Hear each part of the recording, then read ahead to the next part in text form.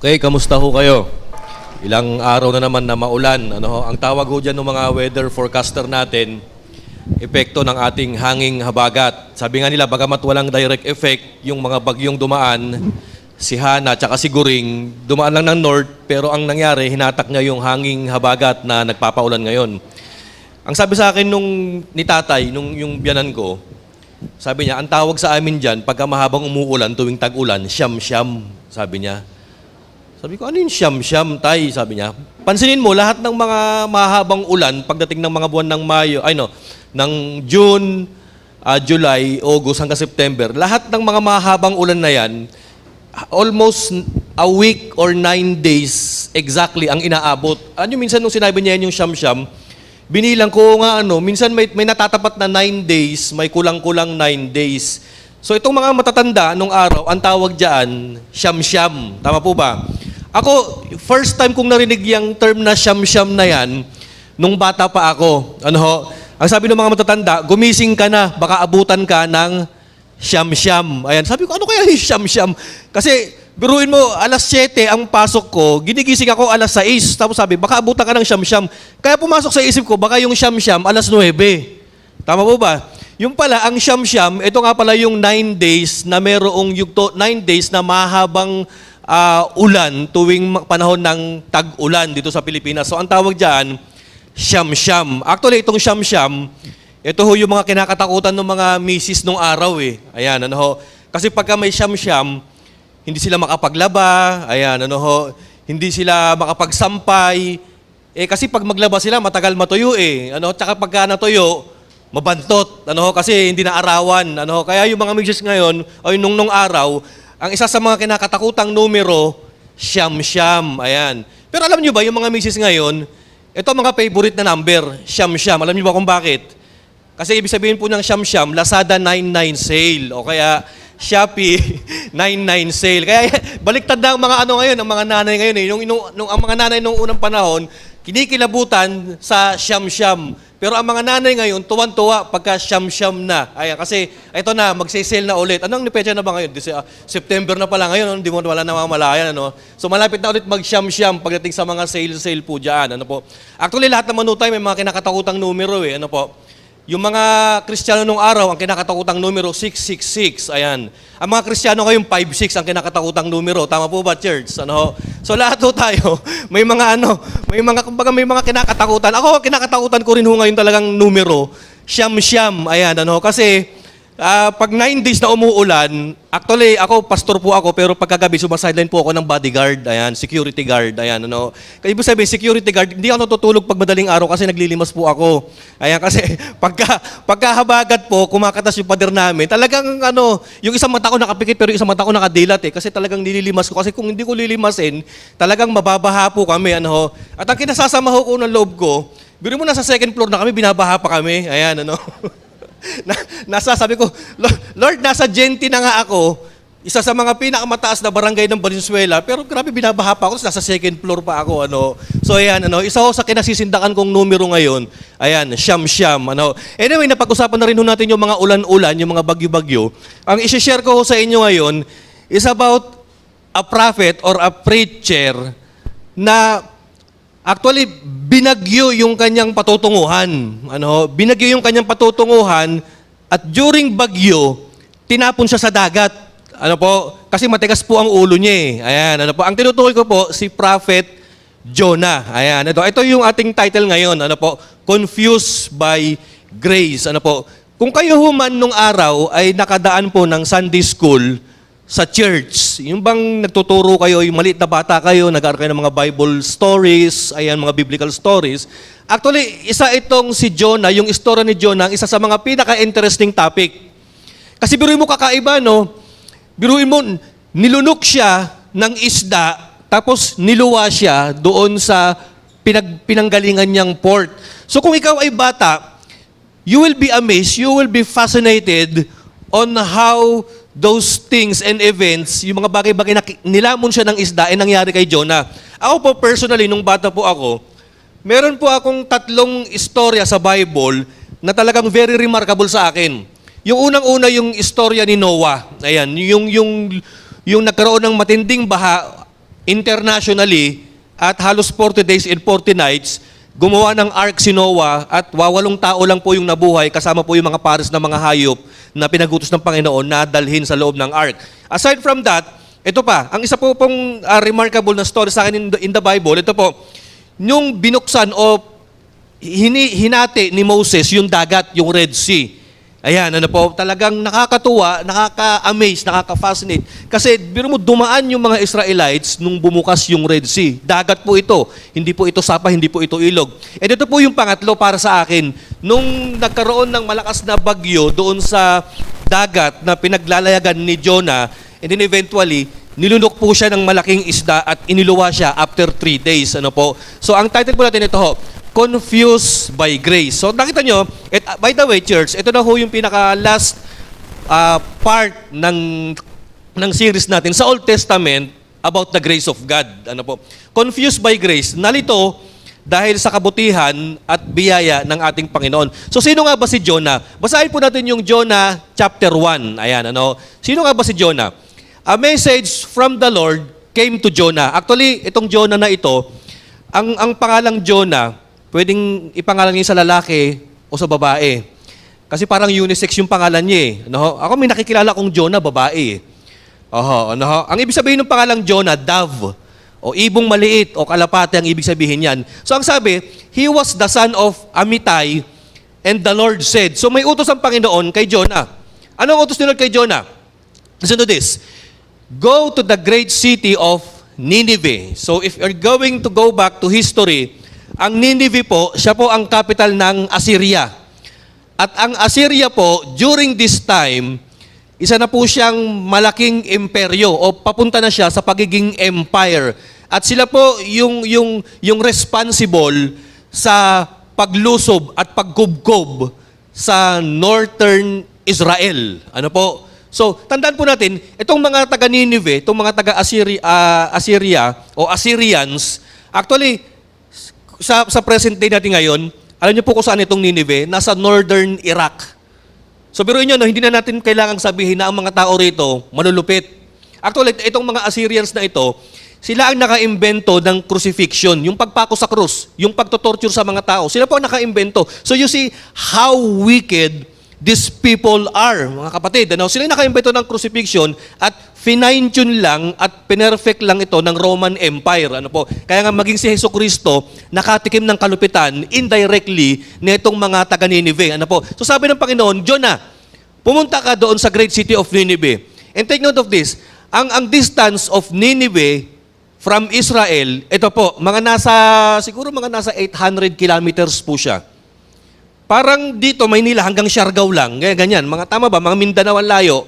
800 kilometers lang po ang layo niya, no? So ang sabi, the sins of its people have come to my attention. Ang sabi ng Panginoon, Jonah, punta ka sa Nineveh, mangaral ka roon, sapagkat yung kasamaan nila, yung mga kasalanan nila, nakikita ko na.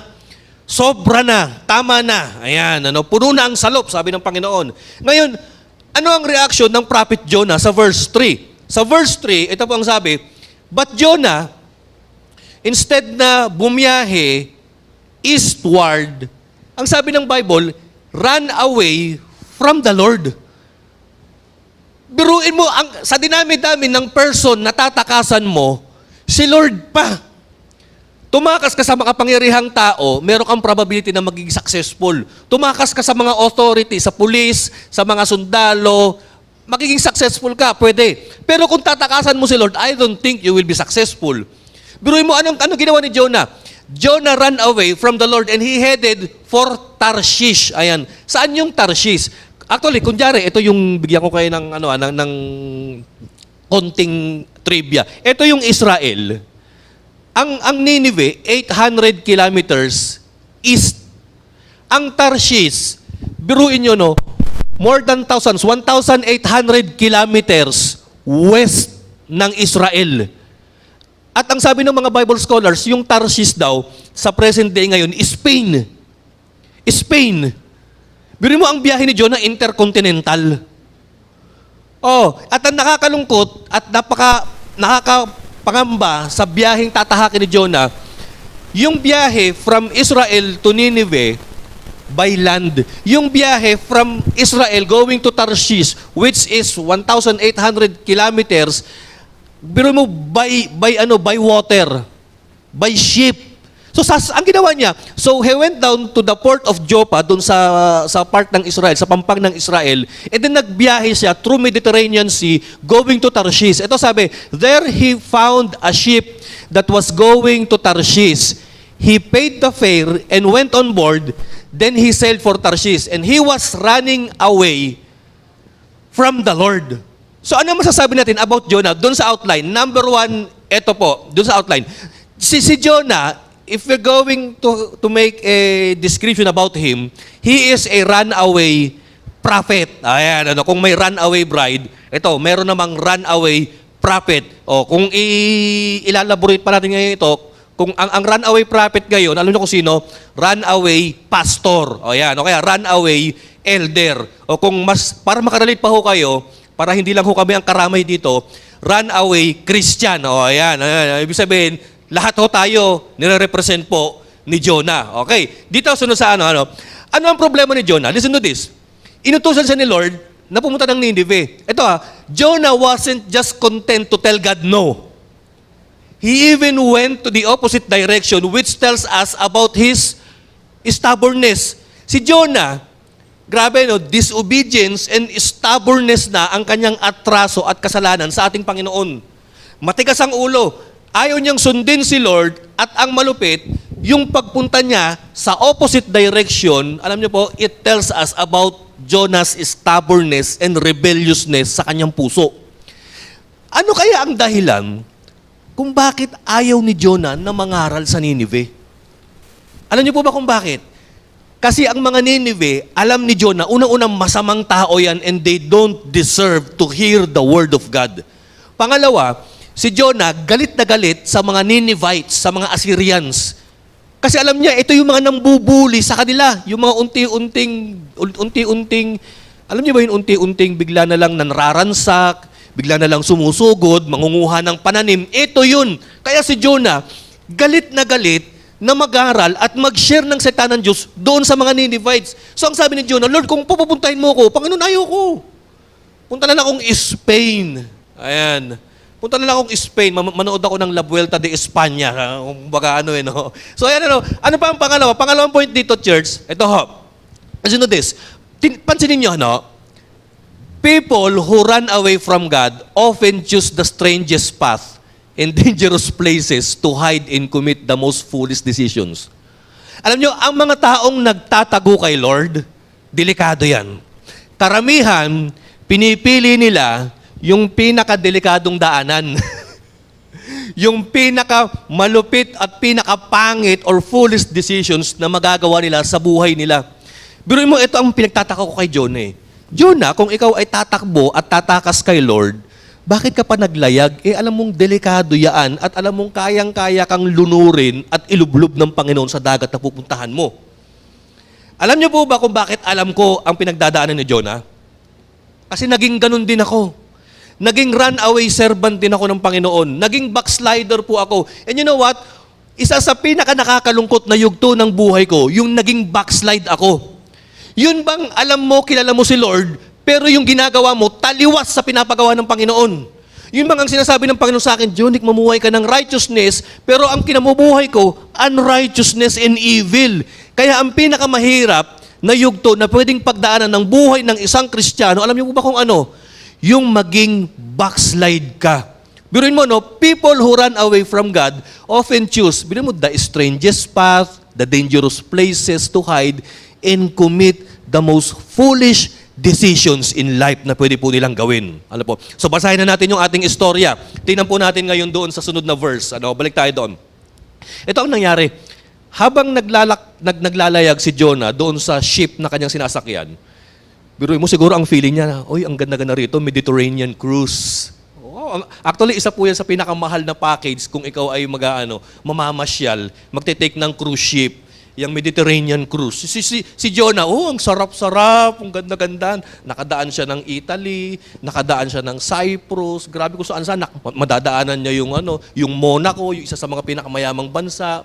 Pero alam niyo nangyari, But the Lord sent a strong wind over the Mediterranean Sea. Oh, kita nyo? A wild storm came up, and it was so wild that the ship was in danger of breaking apart. So, biglang nagkaroon ng bagyo, biglang nagkaroon ng habagat sa Mediterranean, kapatid. Ano po? And then in verse 5, all of the sailors were afraid. Each one cried out to his own God for help. Pero mo, lahat ng mga kasama ni Jonah na unbeliever, natatakot na at lahat nagdasal na sila sa kanilang sariling Diyos.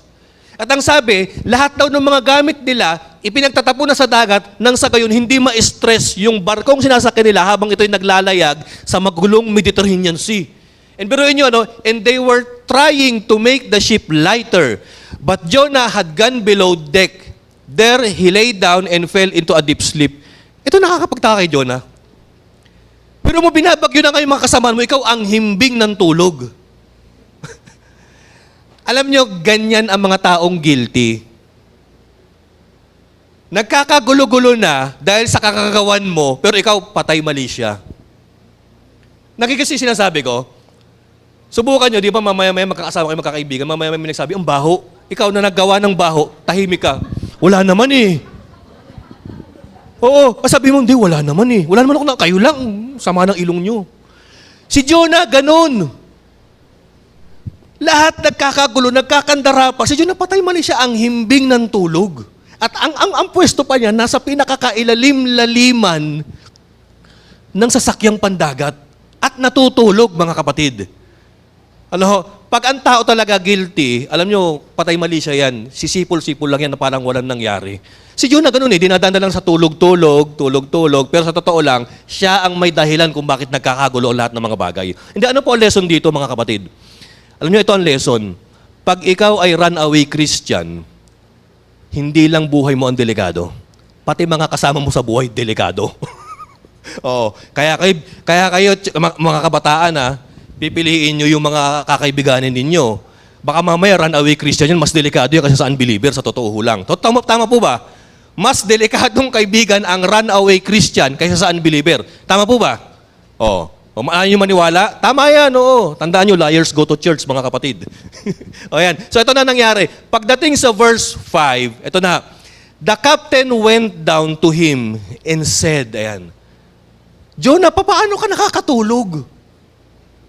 Grabe to si Jonah nung nag-ala Jesus Christ. Dalawa lang ang kilala ko natutulog pag may bagyo sa Bible sa bangka. Si Lord tsaka si Jonah. Ito na nangyari. Sabi ng mga kasamahan niya, paano ka nakakatulog? Siguro ang lakas ng ugoy, para siyang dinuduyan eh. Get up and call out your God. Bumangon ka at magdasal ka rin sa Diyos mo. Baka mamaya makatulong din and maybe He'll pay attention to what's happening to us, then we won't die. Ito na, pagdating sa verse 7, nag-confess si Jonah. The sailors said to one another, ayan, come, let's cast lots to find out who is to blame for getting us into all of this trouble. So they did. And Jonah was picked. Alam niyo ginawa nila? Sabi ng mga sailors, sabi ng crew ng buong barko, o sige, magpalabunutan tayo para ma-detect natin kung sino ang may dala ng malas ng biyaheng ito. Ang problema, bumagsak yung lot, yung pointer kay Jonah. So dito kinausap ni Captain si Jonah in verse 8. Ito po ang sabi. They ask him, ano bang ginawa mong matinding kasalanan? Bakit nagdala ka ng bagyo at dinamay mo kami? Sabi mo sa amin, what do you do for a living? Ano bang kinabubuhay mo? Where do you come from? What is your country? What people do you belong? Biro mo, in-interview si Jonah. Biro mo, ang sakit po dito. Biro mo kung sakaling magko-confess si Jonah, isa po akong Israelita, runaway pastor po ako, runaway Christian po ako. Ang aking Diyos po, siya po ang pinakamakapangyarihang Diyos na buhay, ang Diyos ni Abraham tsaka ni Jacob. Siguro sasabihin ng unbeliever sa iyo, kung talagang nasa tunay na Diyos ka, tunay na relihiyon ka, bakit ganyan ang dala-dala mo, dilubyo? Tama po ba? In verse 9, let's further read, sabi pa po rito, he answered, I am a Hebrew. I worship the Lord, and He is the God of heaven. He made the sea and the land. So ito pa lang, it is a declaration about the God of Israel. It is a declaration of the one true God, about the one true God of Israel. Kumbaga, it is as if Jonah is telling them, yung pinagpe-pray ninyo, si Poseidon, kung ano-ano mang Diyos yan, Diyos ng dagat, Diyos ng araw, Diyos ng wind, wala yan. Ako ang Diyos ko, si Yahweh, na Diyos ng langit at gumawa ng lupa at dagat. So biruin mo, no, siguro sabi ng mga senor, yun pala ang Diyos mo, yung pinakamakapangyarihan na, di ikaw nananalo. Kaya lang ang problema, bakit ganyan? Binabagyo tayo. Anong gawin mo? Pagdating sa verse 10, Jonah, na-found out nila, they found out that he was running away from the Lord. That's because he had told them. Then they became terrified. So they asked him, how could you do a thing like that? Ako minsan, church, nagtrabaho po ako. Call center. Mga kabataan pa kami noon. Alam mo, pag mga kabataan, may mga bisyo-bisyo, di nag-aya ng inuman. Sumama ako. Di inom-inom sila. Uy, Jonic, ba't ayaw mong uminom? Sabi sa amin ng team leader ko, alam ko na, Christian ka, no? Opo, ma'am. Alam mo sabi ng team leader namin, huwag kang mag-alala, Christian din ako. Ay, Jonah! Huwag kang mag-alala, Christian din ako. Ganyan ang itsura, kapatid, ng runaway Christian pagdating kay Lord. Oh. Yung bang, ito totoo to eh. May mga Christian na yung bang, pero mo no, nakikipag-join sila sa mga unbeliever, tapos mamaya-maya nakikita na nalalamang Kristiyano sila. Kaya yung mga unbeliever, hay, Christian ka pala. Hay, pastor ka pala, ba't ang lakas mong uminom? Meron isang pastor, nakipag-inuman siya. Itong pastor to, backslided talaga to eh. Talagang nayanig ang faith. So ang ginawa niya, umalis. Talagang backslided runaway pastor. Bumalik sa dati niyang buhay. Di nag-inom-inom sila. Nung nalasing na, nalaman nung kanyang mga kainuman, Christian pala siya. Pero alam mo sabi ng pastor, ay huwag kayong mag-alala. Wala tayong video, okay? Sige ito, patugtog tayo. Alam mo pinatugtog niya yung mga Hillsong na mga DVD niya. Oo. Ang maganda naman, habang nagiinuman sila, yung mga kainuman niya umiiyak na. Kasi sumusurrender na kay Lord kasi nagandahan doon sa tugtog ng Hillsong. Mamaya-maya kita nyo mabuborn again yung mga kasama ni Jonah. Ito. Tingnan nyo na. Then they became terrified, so they asked him, how could you do a thing like that? And then in verse 11, the sea was getting rougher and rougher, so they asked him, what should we do to make the sea calm down? Ano yung gagawin natin para kumalma yung dagat? Sa verse 12, nakaisip ng drastic solution si Jonah. Pick me up and throw me into the sea, he replied, then it will become calm. I know it's my fault that this terrible storm has come to you. Ang sabi ni Jonah, sige, buhatin niyo ako at itapon niyo ako sa dagat kasi alam ko na ako ang dahilan kung bakit nagkakaroon ng bagyo sa dagat. Sabi niya ganyan. Magugulat po kayo sa response ng kanyang mga kasamahang unbeliever in verse 13. Ito ang sabi nila. Instead of doing what he said, the man did their best to row back to the land, but they couldn't. The sea got even rougher than before. Ayaw ng mga tao. Ang ginawa nila, hindi, Jonah, wag yan, masama yan. Magsasagwa na lang kami hanggang sa makadaong tayo sa pampang. Pagdating sa verse 14, then they cried out to the Lord. Biruin mo, ito na. Saan na nag-pray yung mga kasama ni Jonah? Hindi na sa sarili nilang Diyos. Kay God na mismo. Biruin mo, no, kahit pala runaway preacher ka, runaway prophet ka, nakaka-convert. Tama mo ba? May na-convert eh. Pero mo nag-pray yung tao. At ang malupit, dahil sa dinala mong kamalasan, yung mga unbeliever na minalas dahil sa'yo, natutong mag-pray kay Lord. Tama po ba, mga kapatid? Okay, right na, no? And then they cried out to the Lord, and they prayed, Lord, please, don't let us die for taking this man's life. Ayan, ano po. Kaya sa totoo lang, church, alam niyo, madali lang ang evangelism eh. Oo. Dalhin nyo yung mga kaibigan nyo sa mga delikadong lugar. Ayan. Tingnan mo, mapapag-pray yan. Yung mga tipo na dalhin mo, ayain mo sa perya, sakay kayo ng octopus, ayan. Sakay kayo ng Ferris wheel, ayan. Sabi mo, tapos ayain mo, taas kamay tayo habang umiikot ang tubibo, ayan. Malamang mapapapray yan kay Lord, ayan, ano. Ayan, ito ang ginawa, si Jonah ganito eh, parang ganito ang nangyayari, church eh. So sabi nila, takot sila, and then they prayed to God, don't let us die for taking this man's life. And after all, he might not be guilty of doing anything wrong. Ayan.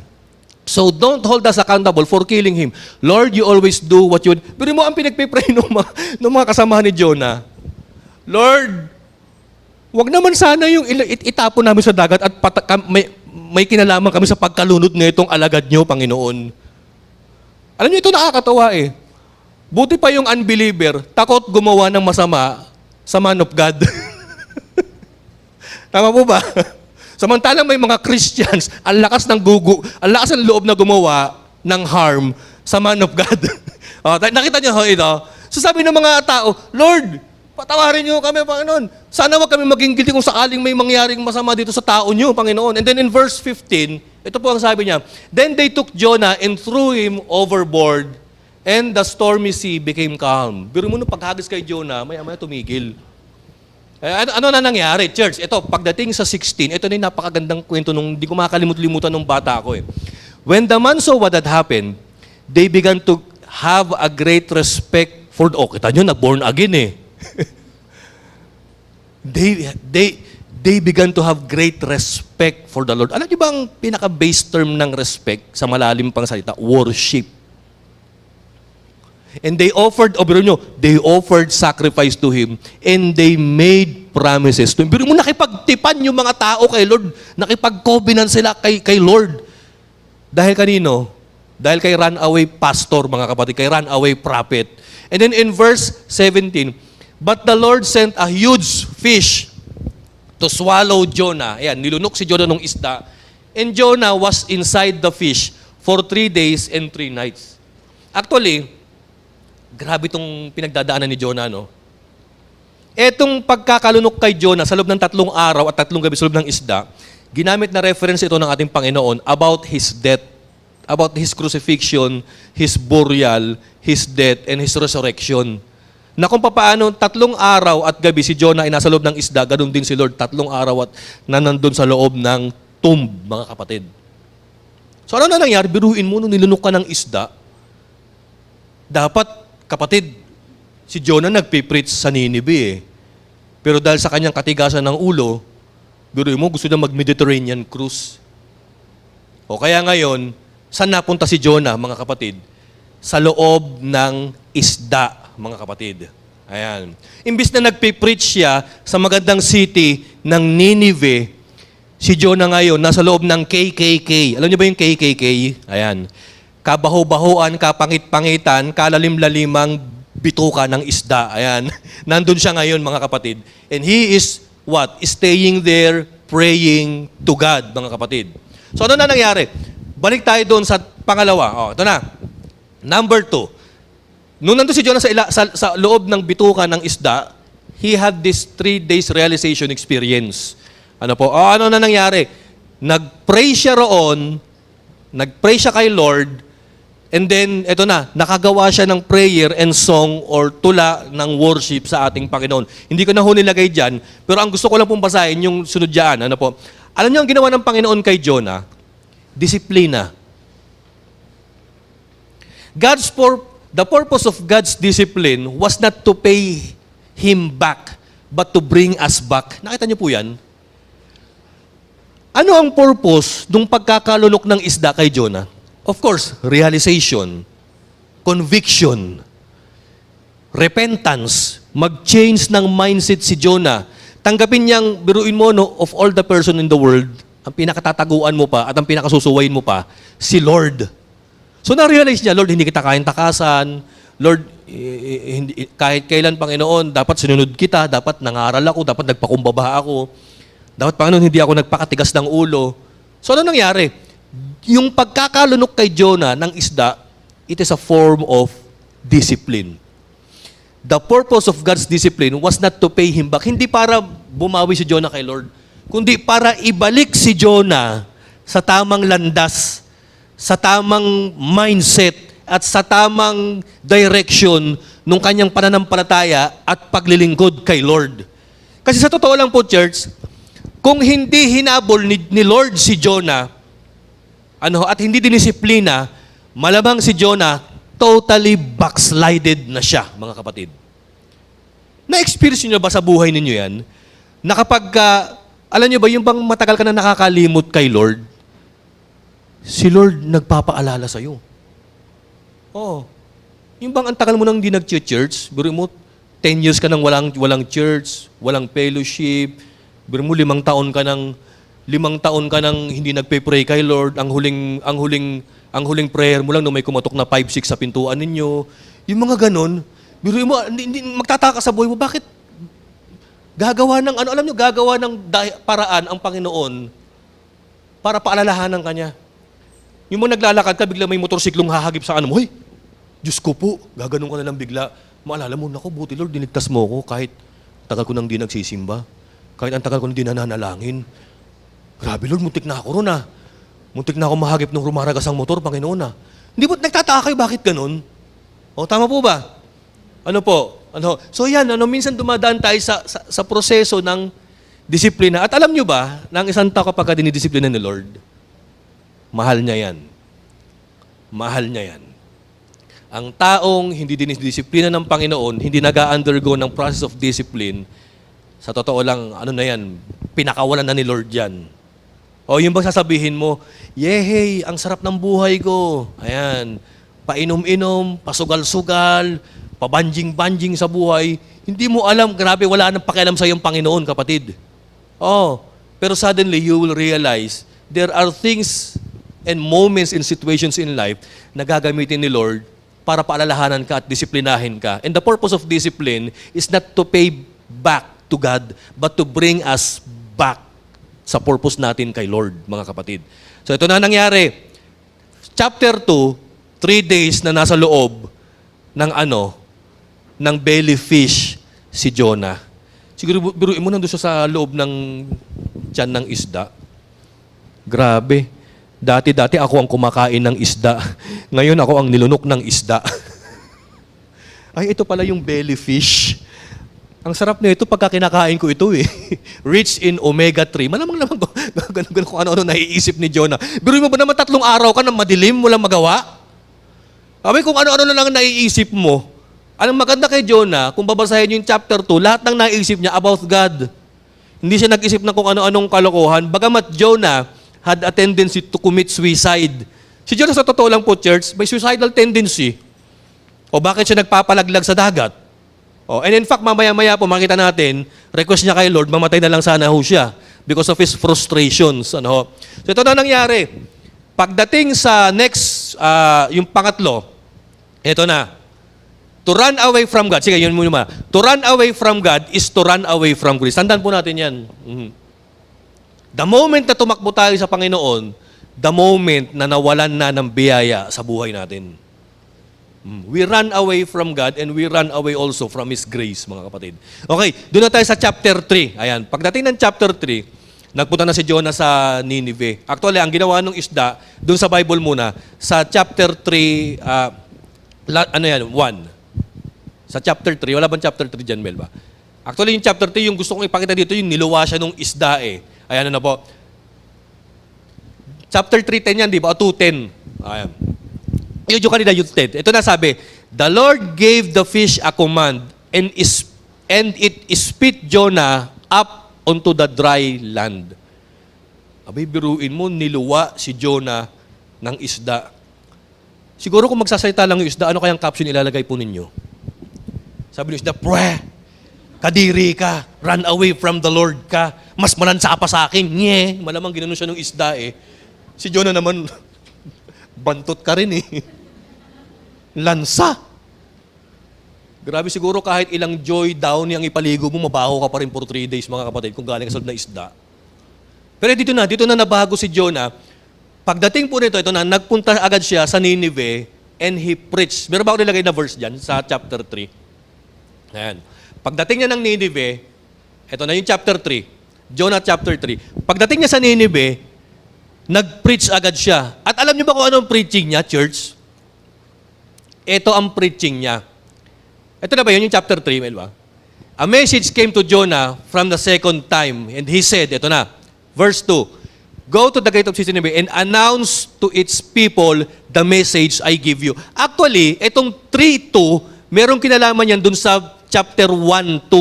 Kasi ang sabi ng Panginoon doon sa chapter 1, 2, huwag na natin balikan, magpipreach si Jonah about the wickedness and sins of the people of Nineveh. So kung si Jonah ay magpipreach about sin, wickedness, and evil deeds and practices of the people of Nineveh, alam mo, ang tema ng mensahe at ang dating ng mensahe ni Jonah, judgment. Oo. Siguro si Jonah, ito na, nung nandun na siya sa Nineveh, naglalakad sa kalsada, hoy, mga Nineveh, taga Nineveh, mga Assyrians, magbago na kayo. Ayan. Palapit na kayong gapasin ni Lord. Ayan. Pag malapit na at puno na ang salop, tsugi na kayo kay Lord. Siguro ang preaching niya ganun. Oo. Tanggalin nyo na yung mga masasamang gawain nyo. Yung mga magnanakaw dyan, ibalik nyo na yan. Ayan. Yung mga mamamatay tao dyan, lumuhod na kayo kay Lord. Ayan, ano po. Yung mga makasalanan dyan, huwag nyo nang gawin yan. Kasi pag hindi kayo nagbago, yari, lagot kayo kay Lord. Kahit magbago kayo, yayariin kayo ni Lord. Biruin mo, ang preaching niya ganun. Condemning, judgmental, at talagang mabigat. So kung titignan po natin, kapatid, ikaw ba pagka ang preacher ba nag-preach sa'yo ng ganun, anong gagawin mo? Mabibless ka ba? Of course, ako hindi, maiinis ako eh. Maano ko, ma-offend ako eh. Sabi ko, loko-loko to, bakit ganyan ang salita nito? Pero biruin nyo, no, ang nakakagulat doon sa mga taga Nineveh, basahin natin pakarugtong sa verse 3. Jonah obeyed the Lord and he went Nineveh, and it was important city, and in fact, it took about 3. Sige, sa verse 4. Ito na. On the first day, Jonah started into the city, and he announced in 40 days, Nineveh will be destroyed. Nakita nyo to? Siguro, ang sabi dito ni Jonah, yung mga mahilig mag-TikTok dyan, ayan na, tik-tak, 40 days, gugunawin na kayo. Sige, tuloy nyo lang. Malamang ganyan ang mensahe niya. Biruin nyo, no, he announced in 40 days, Nineveh will be destroyed. Abay, grabe. Sa to, kapatid, tingin nyo ba kung may mag-preach sa inyo ng ganyan sa barangay natin? O yung mga taga-GNT, magugunaw na kayo. Sige, tuloy nyo lang. Hindi ba parang babaliwalain mo, sasabihin, malamang baliw yan. Pero alam nyo ba, yung mga tao sa Nineveh, sineryoso yung preaching ni Jonah. Verse 5. The people of Nineveh, ito, believe God's warning. Alam niyo, ito nakakapagtaka kay Jonah. Runaway prophet ka, yung preaching mo ang sama ng tema, pero may nakukonvert ka. Actually, doon pa lang sa barko, may na-convert na niya eh. And dito sa city of Nineveh, nagbago yung mga tao. At ang sabi, they decided not to eat any food for a while. Biro mo, nag-fasting yung mga tao dahil sa preaching ni Jonah. And all of them put on black clothes. Biruin mo, nagdamit pang luksa. That's what everyone from the least important of them to the most important did. Biro mo mula sa simpleng citizen hanggang sa mga royal blood, dun sa mga mayamang citizens ng Nineveh, ganun ang ginawa, nag-fasting at nagluksa because they heard the preaching of Jonah. Abay, nakonvict yung mga tao. Naalala ko sa England, dahil sa sobrang taas ng snow doon, nagkaroon ng parang snowstorm, ganun ang term nila eh. Ang taas nung snow, hanggang binte. So doon sa church, pag mataas ang snow, para sa Pilipinas din yun eh, pag maulan ko, konti dumadating eh. Buti na lang ngayon, marami dumating, no? Alam nyo, wawalong tao lang yata yung umatind. Ang problema ito, yung pastor wala. Kasi ang taas ng snow na stranded. Yung elder, wala rin. Kasi ang taas nga ng snow, may dahilan. Alam niyo kung sino nakadating doon sa gawain? Yung diakono. Ang problema, yung diakono, hindi niya alam na siya pala ang magpipreach kasi siya na pinakamataas doon sa loob eh. Di nag-preach siya. Napansin niya nung nagpipreach siya sa kanyang walang kwentang preaching, basta ang sinasabi lang niya, Jesus saves, God loves you. Merong isang bata, teenager, lalaki, ang lumapit at sumuko at nag-surrender ng buhay kay Lord. Alam niyo ba kung sino yung batang yun? Charles Spurgeon, England's preacher. Alam mo, yung diakonong ito parang si Jonah eh.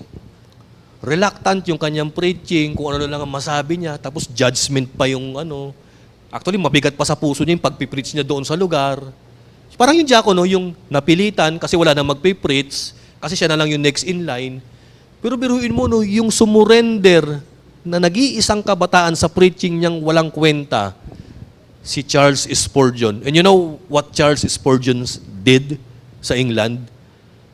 Siya lang naman yung parang nagdala ng pagbabago, parang Dwight Moody ng Amerika, parang Billy Graham ng Amerika. That because of Charles Spurgeon, grabe ang daming mga English ang nagbalik loob kay Lord. So si Jonah ganun din. Nag-preach siya, pero may mga taong nabago. Basahin natin yung karugtong. And then in verse 6, the news reached the king of Nineveh. Biruin mo, narinig nung hari. Ano sabi nung hari? He got up from his throne, he took his royal robes, tinanggal niya yung kanyang damit na panghari, at ang sabi, nagsuot din ng damit pangluksa, at biruin mo, no, humiga at naglupasay sa abo o sa alikabok. Tanda ito ng paghingi ng tawad at pagluluksa sa kanilang kasalanan. Sa verse 7, then he sent out a message to the people of Nineveh. He said, nagsabi yung hari, I and my nobles give this order. Don't let any person or animal taste anything. Biruin mo, no? Pati mga hayop, pinagpasting nung hari. O, nakalagay, oh. That includes your herd and flocks. People and animals must not eat or drink anything. Grabe, natakot sila, na-convict sila sa preaching ni Jonah. Sa verse 8, let people and animals alike be covered with black clothes. Pero mo pati ba naman yung mga hayop, dadamitan mo ng damit pangluksa? And all of you must call out to God with all your heart and stop doing what is evil. Don't harm others, sabi nung hari nung Nineveh. Abay, biruin mo, no? Sa totoo lang, church, pag ikaw ay nag-preach sa isang city na unbeliever, ang unang-unang makakalaban mo, yung leader. Pero sa kaso ni Jonah, ang unang-unang naging parang kasama niya sa pagpipreach at pagdeklara ng judgment ng Panginoon, walang iba kundi yung mahal na hari ng Nineveh. Abi, biruin mo, sinugundahan siya ng mahal na hari, oh. So, biruin mo si Jonah, bagamat, listen to this, bagamat reluctant yung kanyang pagpipreach, effective pala. May tinablan. Oh, may tinablan. Alam niyo, samantalang ang nakakalungkot, church, may nakikita ako mga pastor, yung pastor halos mawala na ng boses, halos magkaroon na ng 11-11 sa mukha. Alam niyo ba yun, yung lumuluhan at saka sinisipo na sa pagpipreach? Yung mga tao nakakaganon eh. Wala naniniwala eh. Sa totoo lang. Pero si Jonah, napipilitan, pero grabe, ang lakas ng ang lakas ng dating ng kanyang preaching, mga kapatid. Sa verse 9, let's further read. Who knows? God might take pity on us. Sabi niya, ganyan, mag-pray tayo, mag-fasting tayo. Malay niyo, maawa sa atin ng Panginoon. And He might turn away from His burning anger, then we won't die. Sabi. Pero yun, judgment talaga, no? Hindi grace ang hindi grace ang tema ni Jonah. Pagdating sa verse 10, ito na, God saw what they did. They stopped doing what was evil, so He took pity on them and He didn't destroy them as He had said He would. So biruin nyo, no? Sabi ng Panginoon, ay, nagbago yung mga taga-Nineveh, nagbago yung mga masasamang tao, ah. Ay, hindi ko na kayo paparusahan. Ayan. Ngayon, ano ang response at reaction ni Jonah? Ayan, sa pangapat. Ang tandaan po ninyo, dito, may nilagay akong slide dyan eh. Sabi ko rito, sa pangapat na tayo, yung pangapat, ito na, yung angered and puzzled by grace. Dito po, makita natin yung reaction ni Jonah. Pakalagay nga doon sa chapter 4:1 hanggang 4 yata. Alam niyo, kung ikaw ay magpe-preach at yung mga tao nakinig at nagbago, di ba dapat ang pinaka-number 1 na matutuwa ay nag-preach? Sa kaso ni Jonah, baliktad. But Jonah was very upset and he became angry. Imagine niyo, kapatid ko niya, nag-preach ako, tapos may lumapit, 50 katao lumapit para tumanggap kay Lord. Sasabihin ko, huwag kayo lumapit. Matuta. Huwag kayo lumapit, balik sa upuan niyo, huwag kayo tatanggap kay Lord. Si Jonah, biruin mo, ito kakaibang propeta talaga ito. Ang laki ng sumpong sa ulo eh. Biruin mo, nag-preach ka, Yung tao na pinangaralan mo, ayaw mo magbago, meron bang ganon? Meron si Jonah. Nakakita na ba kayo ng tindero, tapos lalapit yung mga bibili, huwag kayo bibili, huwag kayo bibili, huwag kayo bibili. Kakaiba ito eh. But Jonah was very upset and he became angry. Bakit kaya siya galit na galit? Listen to this. Sa verse 2, nireveal kung bakit siya galit. He prayed to the Lord and said, Lord, isn't this exactly what I thought would happen when I was still at home? Ibig sabihin pala, sa totoo lang, kaya ayaw mag-preach ni Jonah sa Nineveh, ayaw ni Jonah na magbago yung mga Ninevites at gusto niyang maparusahan sila ng Diyos. Inamin naman niya eh. That's why I was so quick to run away. Sabi niya ganyan, to Tarsis. Kaya nga Lord, tumakas ako eh. Kasi Panginoon, ayaw kong magmensahe doon. Kasi ayaw kong magbago yung mga tao ron. Kaya nga Lord, nagpunta akong Tarsis eh. I knew, ito yung pinaka-main verse natin. I knew that you are gracious, that you are tender and kind, that you are slow to get angry, you are full of love, you are God who takes pity on people, you don't want to destroy them. Nakita niyo to? Nakita niyo yung confession ng isang runaway prophet? Lord, kaya nga ako tumakas sa inyo eh. Kasi alam ko, pag nag-preach ako sa Nineveh, alam ko magbabago sila. At kapag ka nagbago sila, kaaawaan mo sila, mamahalin mo sila, tsaka matagal kayong magalit, tsaka patatawarin nyo sila, Lord. Lord, kaya nga ayaw kong pumunta ron eh. Ano ang problema ni Jonah? Doon sa slide. Ang problema ni Jonah, ito kapatid. Doon sa 4 slide. Yan. Grace has two sides. It is something to be received and something to be extended. These two are connected, but one is easier than the other. Ano ibig sabihin nito? Si Jonah, nakatanggap ng grace kay Lord. Ano yung grace na natatanggap ni Jonah kay Lord?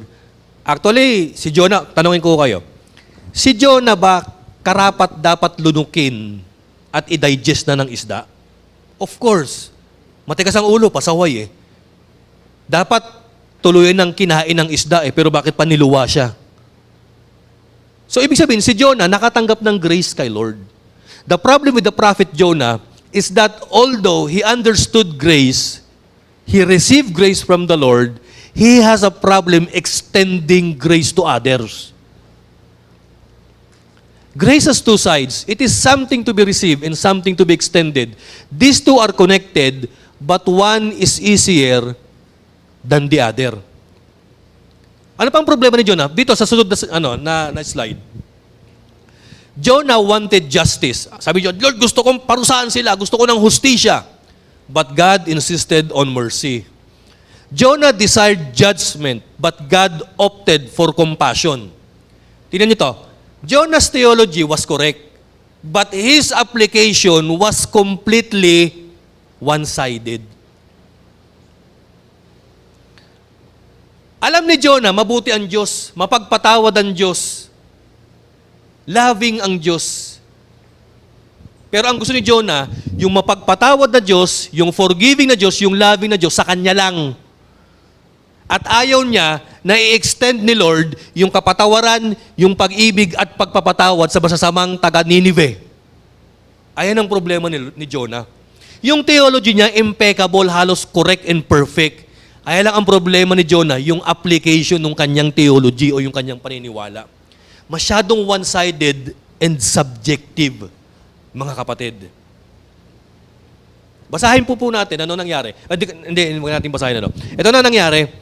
Pagdating sa verse 5, nung sabi ni Jonah nagtatampo siya kay Lord, alam mo sabi ni Jonah, Lord, mabuti pa, patayin mo na lang ako eh. Gumanon talaga siya eh. Alam mo ginawa ng Panginoon kay Jonah? Ito. Andun siya sa mataas na dako ng Nineveh sa city. Tinitignan pa rin niya. Ay, nagbabago pa rin sila. Siguro nagpe-pray, sana wag magbago, sana wag magbago. Sana tamaan ng bulalakaw itong mga to eh. Sana umulan ng asupre. Sana mala Sodom and Gomorrah na Lord. Eh nakita niya nagbabago. Ang problema si Jonah naiinitan.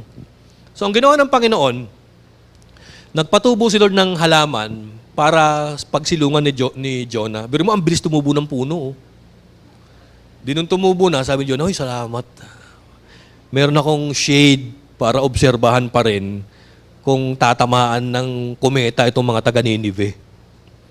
Mamaya-maya, gano'n mo pagdating pala ng hapon, yung puno o yung halaman na kinasisilungan ni Jonah, inuod. Dinagalit siya. Nung inuod, si Lord nagpadala ng mainit na hangin at yung punong kinasisilungan niya, natuyo hanggang sa nasunog na matay na lanta. Basahin natin yung reaction ni Jonah sa 4:7-11. Ayan. 7, ayan. Andiyan na pinakababang verse. Jonah chapter 4:7-11. But the Lord replied, ayan. But before sunrise, the next day, God sent a worm, it chewed the vine so much that it dried. Ito na, natuyo na. Sa verse 8, when the sun rose, God sent a burning east wind, and the sun beat down on Jonah's head. It made him very weak, and he wanted to die. Biruin niyo, sabi ni Jonah, "Lord, gusto ko nang mamatay." So he said, "I'd rather die than live." Alam niyo bakit gusto mamatay ni Jonah? Dahil sa sobrang sama ng loob niya sa mga taga Ninive at nakita niyang hindi pinarusahan ni Lord, sabi niya, "Lord, ako na lang sanang mamatay." Alam niyo, minsan sa sobrang bitterness natin, kapag nakikita natin yung mga taong kinaiinisan natin, pinagpapala ni Lord, "Lord, patayin mo na lang ako." Ganun ba kayo, church?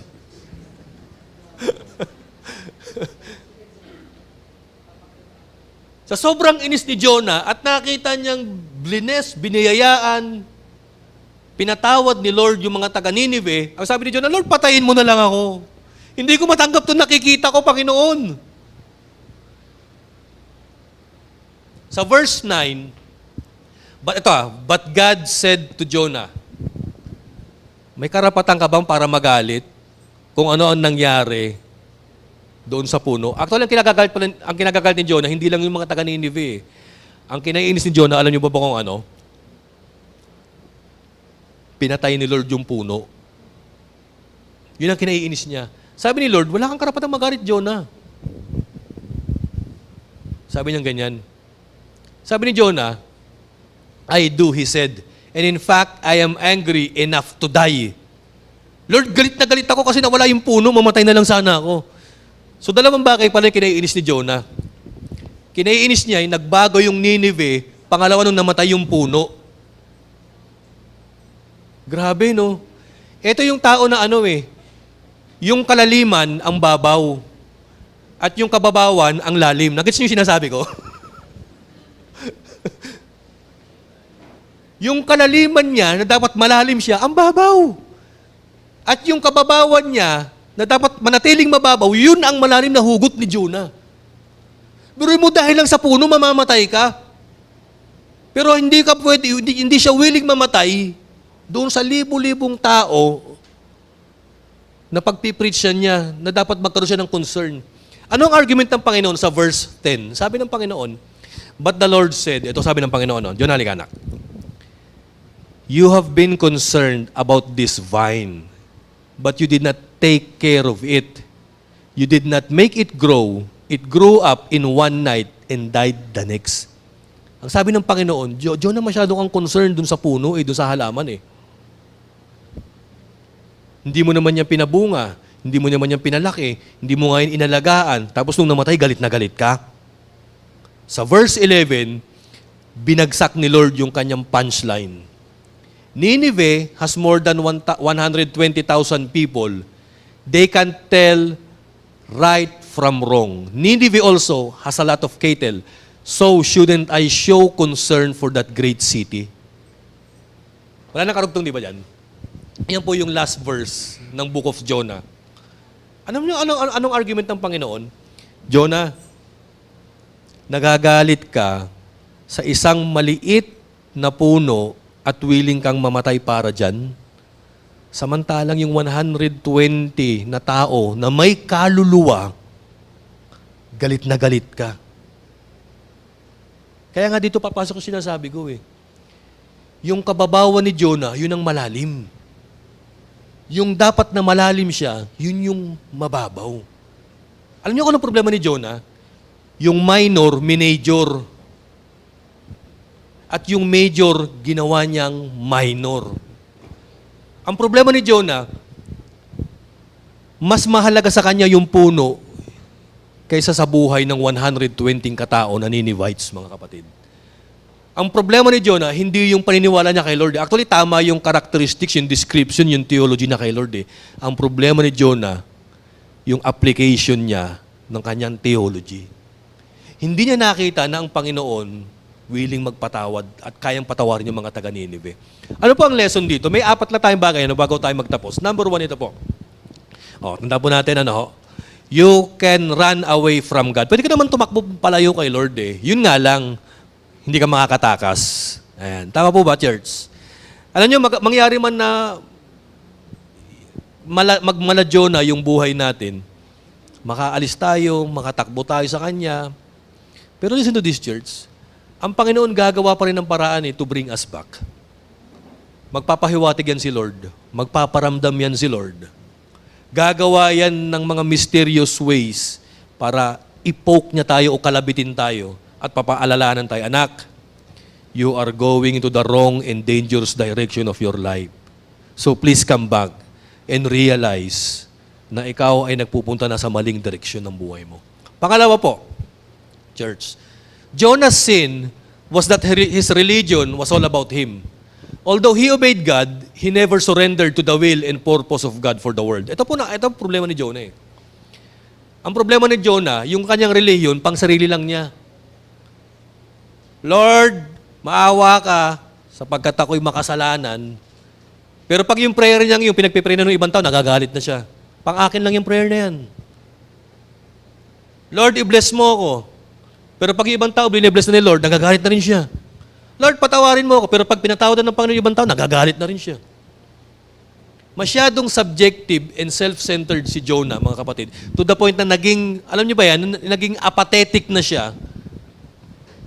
Nawalan na siya ng simpatya sa mga tao. Alam niyo, church, ang Kristiyano ganun din The moment na masyado tayong mapuno about our needs, about ourselves, the more na puro sarili na lang natin ang iniisip natin, that will be that time na nakakalimutan na natin, oops, may kapitbahay pa pala ako. Oops, may mga taga Ninive pala na nangangailangan ng compassion, love, and forgiveness ng ating Panginoon. Pangatlo po, third. Grace is something we are quick to ask for, but not something we are quick to extend. Receiving grace is a lot easier than dispensing it. Tama po ba, mga kapatid? Mas madaling tanggapin ang grace kaysa sa magbigay ng grace sa ibang tao.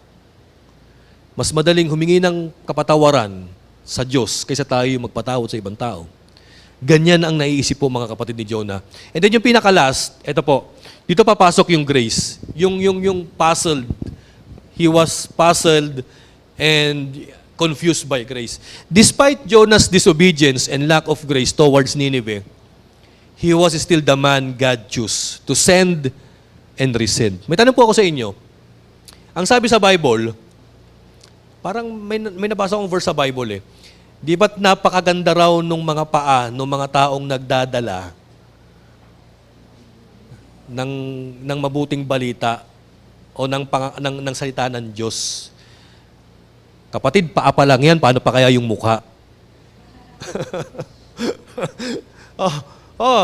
Ang sabi ng Bible, napakaganda ng mga paa ng mga taong nagdadala at naghahayag ng salita ng Diyos. Pag titignan ko yung paa ko, kahit pangit, maganda pala. Paa pa lang yan, paano kung mukha na, di ba? Tama po ba? Mag-agree ho kayo kasi nasa Bible po yan. Alam niyo ang problema ni Jonah, ito Napaka-noble nung task niya. Napakadakila nung trabaho niya. Biruin mo, mouthpiece siya ni Lord. Tagapagsalita ng Panginoon, ambassador siya ni Lord. Pero ayaw niya yung trabaho niya. Gusto niyang mamatay. Alam niyo bakit? Because of bitterness.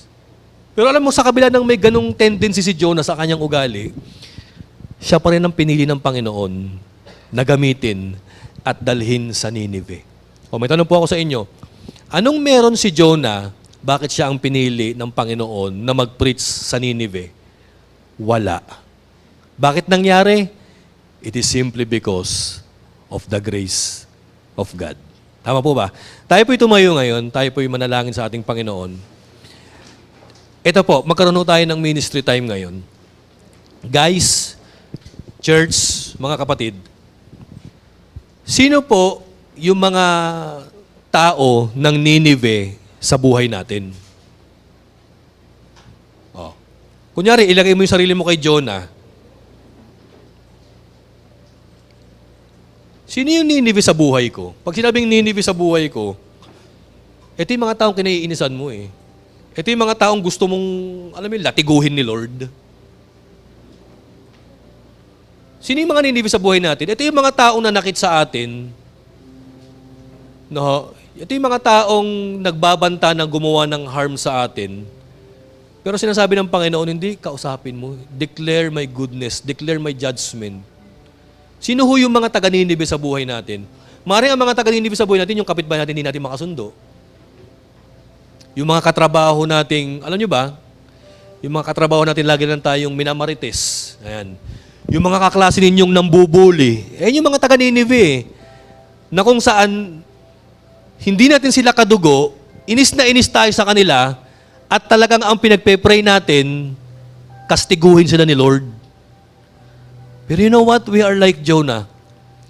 God right now is opening our eyes na tila baga sinasabi ng Panginoon, anak, huwag kang malungkot, huwag kang magalit sa mga taong yan. Kasi yung mga taong yan may potensyal na magbago. Who knows, church, yung mga taga-Ninive sa buhay mo, pag nagbago yan at tumanggap kay Lord yan, dati mong bitter enemy, maging closest friend mo. Tama po ba? Okay, kung sino ho yung mga taga-Ninive sa buhay mo, tayo po yumuko ngayon, tayo po'y pumikit, at tayo po'y manalangin at ipanalangin po natin sila. Let us pray. Father, thank you so much, O God, for opening our eyes. Nawa, Lord, bagamat meron kaming Jonah syndrome nung una, yung bang may kinagagalitan kaming grupo ng mga tao, may kinaiinisan kami, at meron kami mga taong dinidesire, Lord, na maparusahan, Panginoon, dahil sa ginawa nilang mga kasamaan, Panginoon. Pero Father, iba pala kayo, Lord eh.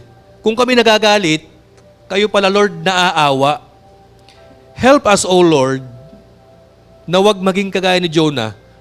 Wag nawa kaming tumakbo sa inyong presensya. Wag nawa kaming tumakbo sa aming paninindigan, sa aming ministry. Bagkus, Lord, gampanan namin ito, Panginoon, ng may pagsunod, pananampalataya at pagmamahal, Lord, sa mga taong pagmiministeryuhan namin. If ever, Father, we are bittered or hurt, Panginoon, right now, kagaya ni Jonah, Father, I pray na mag-focus kami, Panginoon, in your grace sa amin. Nawa, Lord, kung papaano namin kadali tinanggap ang grace mula sa inyo, nawa, Lord, maging kadali rin namin itong mai-dispense, mai-extend, O Lord, sa mga Ninive o na mga Ninevites sa buhay po namin. Father, help us, O Lord. Lord, grabe pala si Jonah, bagamat reluctant siya, but he was a powerful preacher, Panginoon. Maraming tao yung nagbago. Isang great city, Lord, yung nagbago. So kung si Jonah, Father, reluctant pa, how much more pa kaya, Lord, kami willing, Lord, na mag-share, mag-preach at maghayag. Father, we're praying, Panginoon, na sa nalalapit po naming Plan 40, may the anointing of your Holy Spirit be upon us so that we will be able, O Lord, to extend, to preach, to say, Panginoon, your love, kindness, compassion, and grace dito po, Lord, sa mga Ninive ng buhay namin. Salamat, Father God. Ito po ang aming panalangin. In Jesus' name we pray. Ang lahat po ng anak ng Diyos ay magsabi ng Amen. God bless.